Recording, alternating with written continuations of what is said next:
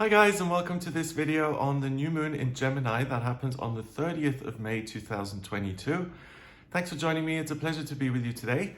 The chart you see next to me here, that's a snapshot of the sky at the moment this new moon is going to happen. So I'm going to analyze this chart, see what the energy is all about and how you can use that to your advantage. So this new moon happens at 12:30 in the afternoon, and that's based on Central European time. Don't get too hung up on the timings around this. A new moon and a full moon, both of those are major astrological events, and the influences can be felt for about 3 days. So the new moon is when the sun and the moon, they conjunct.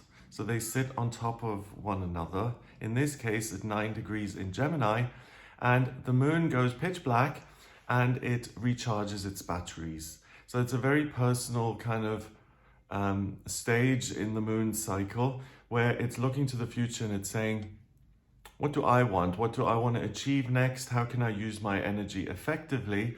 It's not so much about other people or compromising. It's really about planting seeds of intention for what you want to do next. So you're kind of revving your wheels here, ready to start off again. So it's a good idea to look at what's important to you, what you want to engage with, what you want to do in the next 28-day period.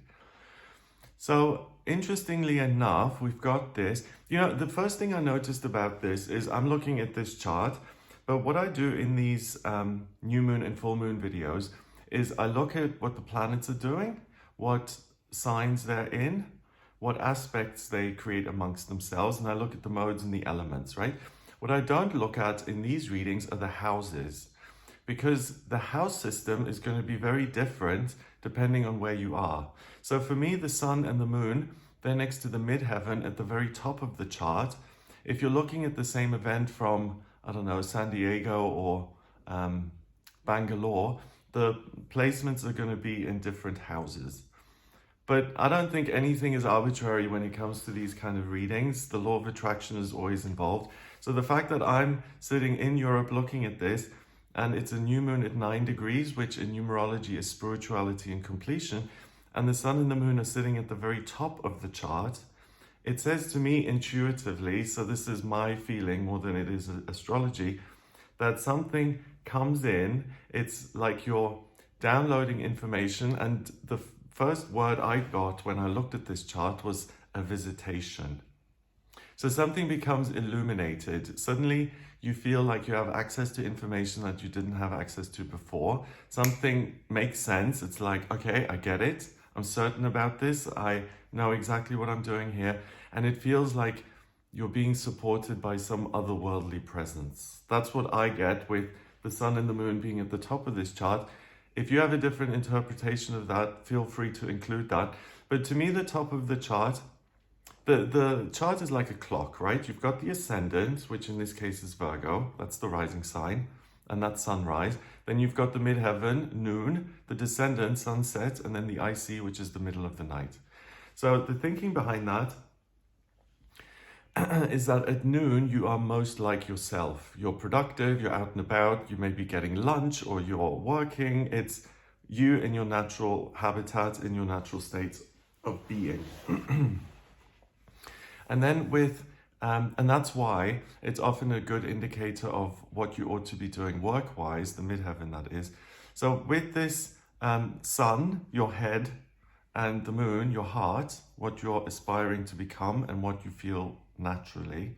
With those sitting here on the midheaven, it says to me that something about your true nature is revealed. And along with that, the practical ability to implement that and to do something about it, to work with it. And because it's at 9 degrees, the vibration of the hermit, it's you asking the questions during this new moon and saying, okay, what does come next? Something is revealed to you and it's like, oh, okay, I get it. Maybe I have a talent for a certain thing, so it would behoove me to use that talent. Or I suddenly see the solution to a problem, so maybe I can apply that solution and resolve this. So I really like this in terms of the identity and something clicking into place. But then also because it's in Gemini, an air sign, which has to do with communication and ideas, it allows you to look at things in a very abstract way and to assess the information in order to create meaning. So that's very interesting to me because Gemini is an air sign that has to do with expressing yourself and looking at a way forward. It's ruled by Mercury, the communication planet, and Mercury rules two signs. It rules Virgo and Gemini. And when Mercury is in Virgo, I always say the switch is on the inward position, and it's about I want to learn and download info and make sense of things and understand as much as I possibly can in order to create meaning. And with Gemini, the switch is on the outward position, and it's like this meaning that I've created, I want to actually give voice to it. I want to express it somehow. So because we've got this new moon in Gemini at 9 degrees, I think it's different in a sense that you don't have to make meaning happen. Meaning is kind of delivered to you through that hermit vibration. So something makes sense. I know that this is correct and right, and it makes sense for me. Therefore, I want to use it. But then what's also interesting is that we've got Mercury, the ruler of Gemini and Virgo, that's in retrograde at the moment. So Mercury goes retrograde 3 or 4 times a year. And when it is in retrograde, communication in a real world sense becomes more annoying and difficult. So someone misunderstands what you're saying, or a contract has certain fine print which you miss, or emails go to the wrong person, or you text someone you don't mean to text. It's that kind of stuff. But the plus side of Mercury retrograde is that things that you have already assigned with meaning in the past, you've stamped it and you've said, this is this, that's a table, and this is capitalism, and this is this. Because it's in retrograde, you're able to reconsider certain things in your life and give them new meaning.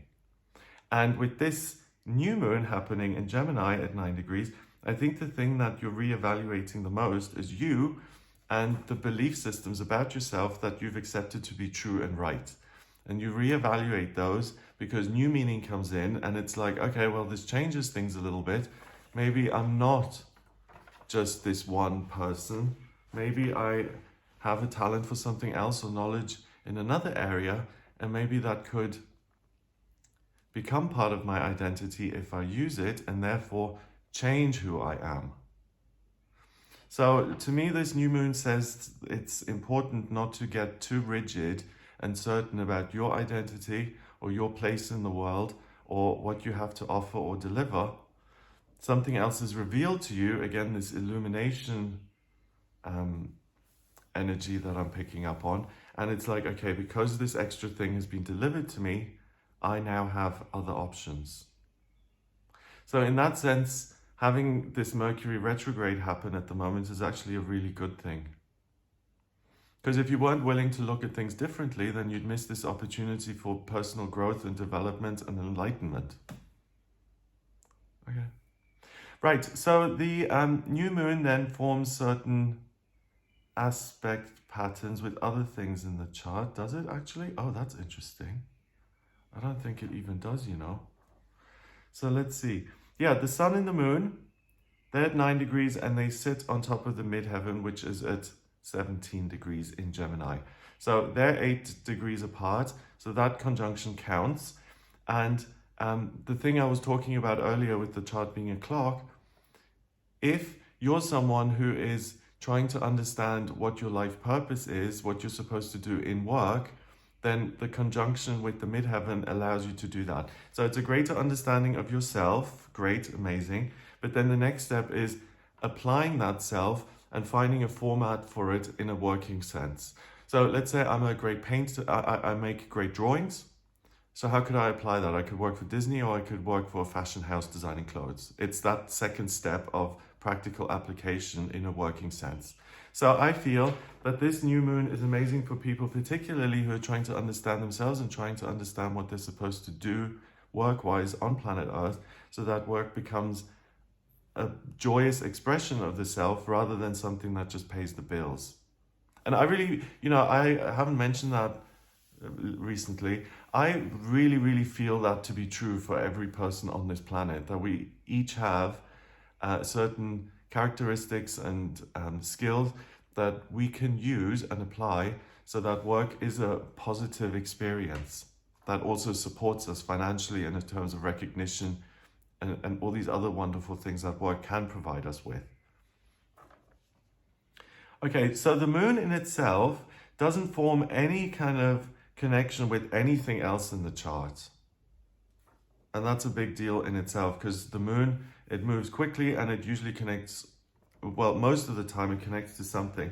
So the fact that it's kind of isolated here and sitting on top of the sun, it's almost like, to me, it feels I'm going directly to the source. I'm going to the very top. And what I'm trying what I'm receptive to and what I'm willing to learn more about is my identity as it relates to the real world.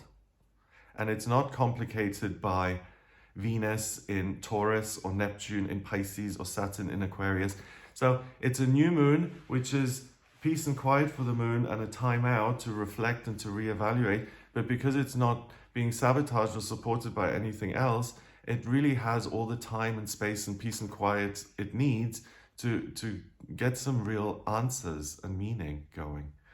You know, I've been doing these for a while, and I think this is the first time that I've seen the moon touch absolutely nothing else aspect-wise other than the sun. So it's like going to a retreat. You know, you can meditate and you can work on your spiritual development on a daily basis, but once in a while you can take 2 weeks off and go to a silent retreat and do a lot of spiritual work. And that's what I feel this new moon in Gemini is all about, because it's so isolated and alone. It has total, it's not being distracted at all, and therefore it can create a lot more understanding for itself.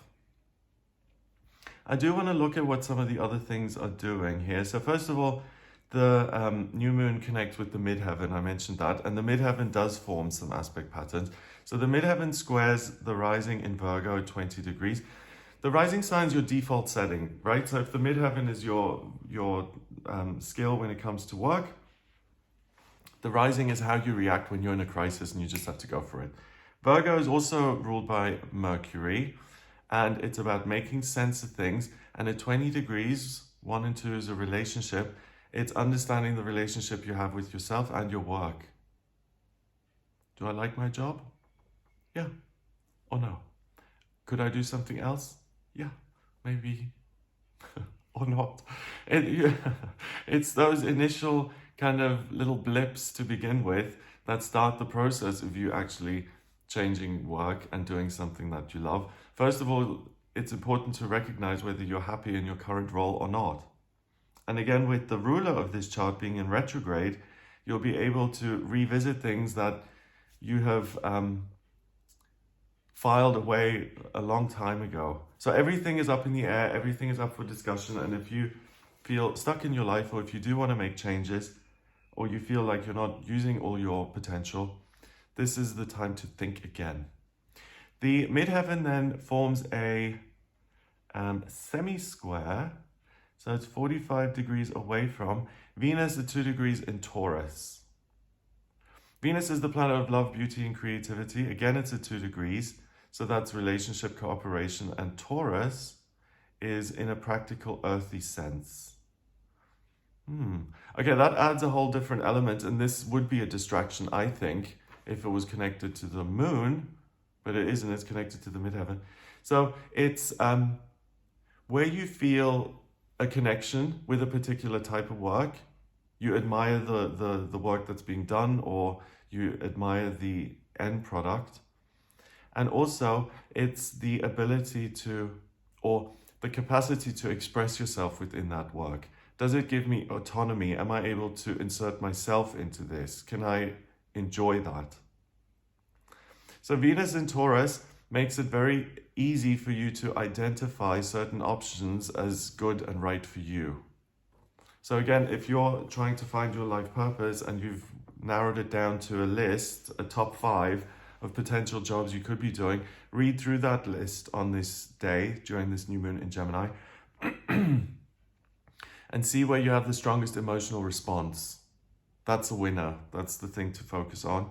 The midheaven also, it sextiles Chiron at 15 degrees in Aries. So it's an opportunity to regain your autonomy and freedom when it comes to work. And that's going to feel very, very healing and like you're doing something nice for yourself.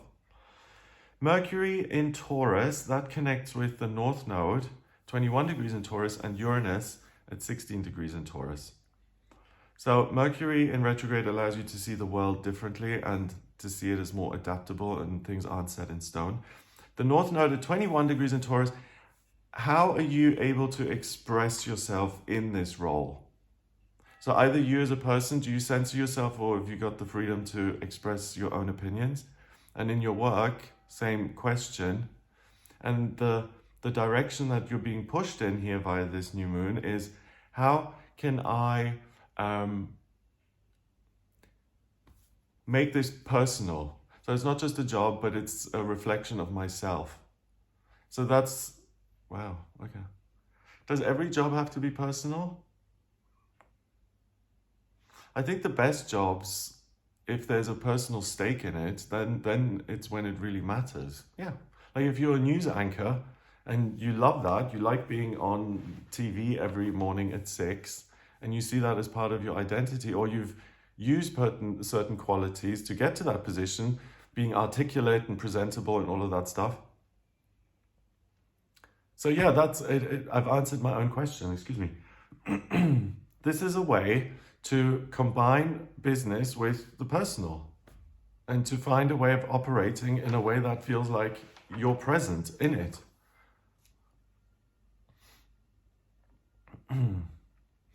Okay, Uranus is the planet of the miraculous and the unexpected and the eccentric, and it's at 16 degrees in Taurus.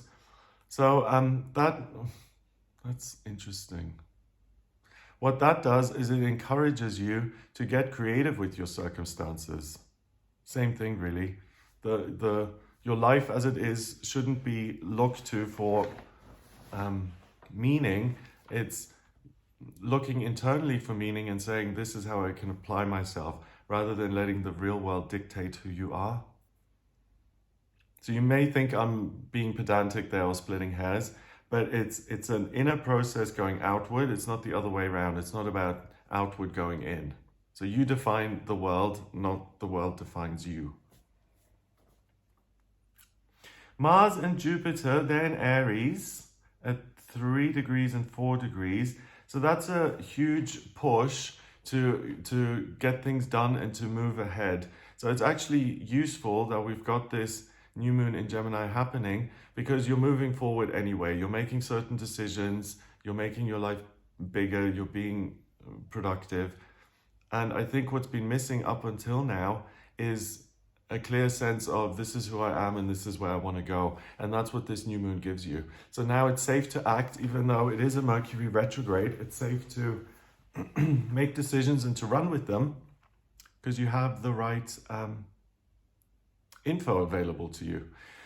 Neptune is at 25 degrees in Pisces, and that opposes the rising in Virgo. Okay, so Virgo is making sense of things. Neptune is the water planet of dreams and intuition, and in Pisces, it's in the sign that it rules, and it allows you to access the higher realms and to receive this meaning, these messages. So Neptune is the silver platter where the message is delivered, and then your Virgo rising is the ability to pick that apart and to understand it and to embrace it and say, yes, I get it, thank you very much. Saturn is in Aquarius. Oh, and that forms a T-square with Mercury and the North Node in Taurus, and then the South Node at 21 degrees in Scorpio. So the T-square is this big red triangle, and that indicates an area of friction. So the question is here, do I find a way to express myself in the here and now, or do I try and understand myself even more? Or do I go to other people or the external world to define me? And I think that's the potential thing that can spin you out and distract you. So the answer to me is, What is the answer to me? The answer isn't to continue to analyze yourself or to let the real world to define you. It's to ask, what motivates me in the here and now, and what do I want to express in the present moment? That's the way to minimize any conflict and to be productive and to do what you do what you feel good about on this day. Pluto is at 28 degrees in Capricorn, and that also connects with Mercury. That forms a trine. Yeah, and Pluto is transformation and change. Capricorn's the sign of the worker, and 28 is 10, which reduces to 1 in numerology. So it's the greater understanding now allows you to affect change, particularly in your working life, and how you apply yourself as a person and how you see yourself as an individual. So it's all pretty similar, I suppose. Everything is pointing at you having this relationship and this moment of understanding, you and the higher realms working together, and then that potentially changing the role you kind of play in life. So if you feel like you don't understand yourself at all, or you really don't know what you should be doing, this is a great time to understand and to have the penny drop and to just get a sense of clarity and certainty. So if things don't make sense, they will make more sense here during this new moon. It's actually really amazing, you know, because Mercury in retrograde can be a bit of a pain in the neck. And now that a new moon in Gemini of all signs occurs during this Mercury, it's kind of like a respite from all the delays and the challenges, and it offers you something amazing within this Mercury retrograde period of, here you go, understand something really, really well, which is a type of freedom in itself, because you don't have to ask the questions over and over and over. You just get it. It being you in this particular situation. Okay, so that's what I get for you during this new moon in Gemini. I hope it gives you an idea of what type of energy you'll be working with and what's coming up. If you'd like a personal reading with me, please get in touch via my website. It's gregoryscott.com. On the front page, click on Book Your Reading to order your reading with me. And in my personal readings, I use astrology, the tarot, and numerology, and I combine all three. So when I'm speaking to you specifically, I draw up a similar chart to the one you see here by taking your date of birth, place of birth, and time of birth. And then once I've got that info, I get a snapshot of this guy at the moment you were born, and I can analyze that chart similarly to the way I did this one. If you have any questions about your relationships or your work or your finances or family life or anything at all, then the chart allows me to really give you very clear answers on that. So if you do have any questions, please get in touch with me for a personal reading. And if you like this video, give it a thumbs up, please hit subscribe and share it online. Have an amazing day, and I'll speak to you soon. All the best.